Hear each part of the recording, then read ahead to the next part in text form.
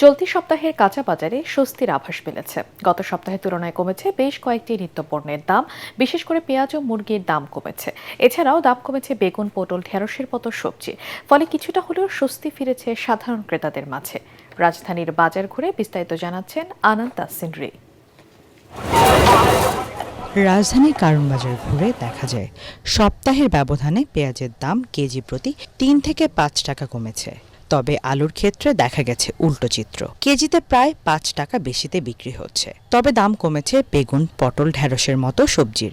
এছাড়া অধিকাংশ সবজির দাম মোটামুটি স্থিতিশীল রয়েছে। যে দামে পেঁয়াজ এবারে যে গৃহস্থ একটু লস হইতাছে, এখন বর্তমানে ব্যস্ত যে ৩৬ টাকা কেজি, ১৯০ ১০০ এরকম ছিল, আর এখন হলে ১২০ ১১০। সবজির বাজারে অস্থিরতা টমেটোতে।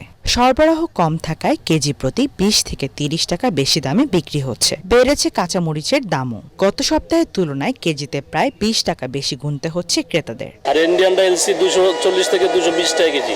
তারপরে গাজর আছে চায়না ১০০ টাকা কেজি। তারপর লাউ ৫০-৬০ টাকা, লতি হইলে আমরা ৫০-৬০।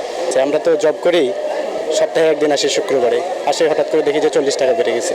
একটু সহনীয় আছে, বিশেষ করে গ্রিন ভেজিটেবল, সবুজ এগুলো সবজিগুলো আর কি। অন্যদিকে ডিম ও গরুর মাংসের বাজার স্থিতিশীল। তবে মুরগির বাজারে এসেছে স্বস্তি। ব্রয়লার মুরগি কেজি প্রতি ১৫৫ টাকা থেকে ১৬০ টাকায় বিক্রি হচ্ছে। পাশাপাশি সোনালী মুরগির দামও কেজিতে প্রায় ২০ টাকা কমেছে। সোনালিটা আপনার গ্যাসের সপ্তাহ থেকে কিছুটা কমছে, আর ব্রয়লারটা ৫ টাকা গ্যাস সপ্তাহ থেকে বাড়ছে। কমছে, কিন্তু বাজারের জিনিসপত্রের দাম বাড়ে নাই, কমছে। সব মিলিয়ে চলতি সপ্তাহের কাঁচা বাজারে স্বস্তির পাল্লাটাই কিছুটা ভারী। বাজারে সরবরাহ স্বাভাবিক থাকলে আগামী দিনগুলোতে নিত্যপণ্য আরও সহনীয়শীল হয়ে উঠতে পারে বলে আশা ক্রেতা ও ব্যবসায়ীদের।